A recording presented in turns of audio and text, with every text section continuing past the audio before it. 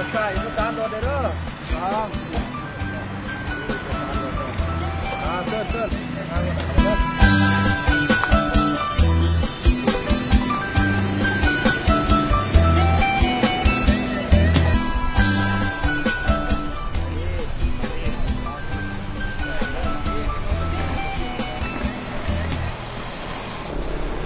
วันนี้วัน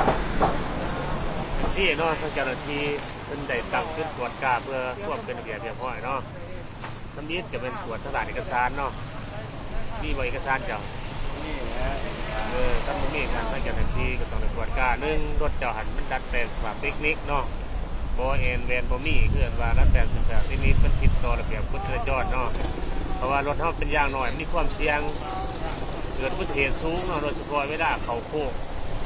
หรือว่าทางโค้งทางซ้ายเนาะเดี๋ยวซ้ายเดี๋ยวขวานี่รถจากวิแวนกับไม้เข้ามาทีเดียวซ้ายเดี๋ยวขวาเขาต้องในเบื้องแวนเนาะเพื่อความปลอดภัยรถสวนทางมาเนาะเขาต้องในใส่แวนวันนี้เอกสารจากกระบอกถือการใส่รถใส่ถนนก่อนจะออกจากเพื่อนเขาต้องถือเอกสารรถเนาะสองเนี่ยไหมบางทีสามเนี่ยเทคนิคท่าทางแวนก็ต้องมีท่านบ่มีอันนั้นยิ่งใส่กฎหมายใส่ระเบียบลำดับ568ขึ้นก็ต้องเลยใส่ระเบียบห้องกักรถห้องไปเสียปรับใหม่อยู่ในของการเนาะดังนั้นทั้งเจ้าหน้าที่ได้ตรวจได้เห็นได้ก็ต้องได้กักรถก่อนเนาะเขาไปเสียปรับใหม่อยู่ในของการเนาะเพราะว่ารถห้องเป็นรถ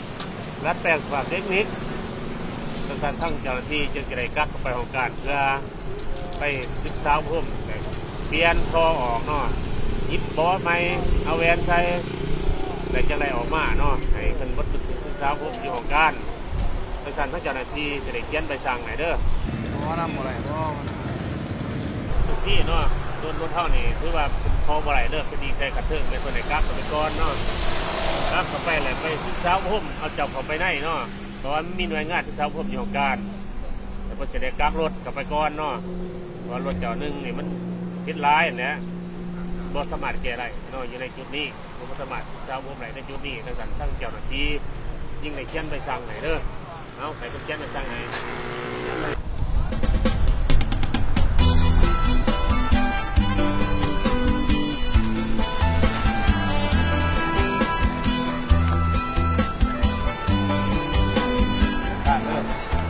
ที่เอานักบอลพระเจ้าหน้าที่ที่ได้นำเด้อ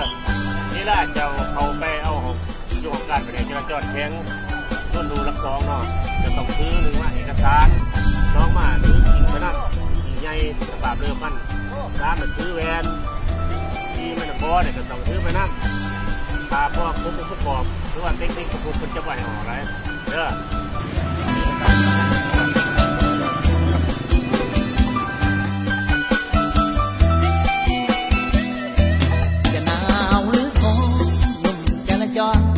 บอกเคยได้วันรุ่มน้ำหนาวจนสะบัน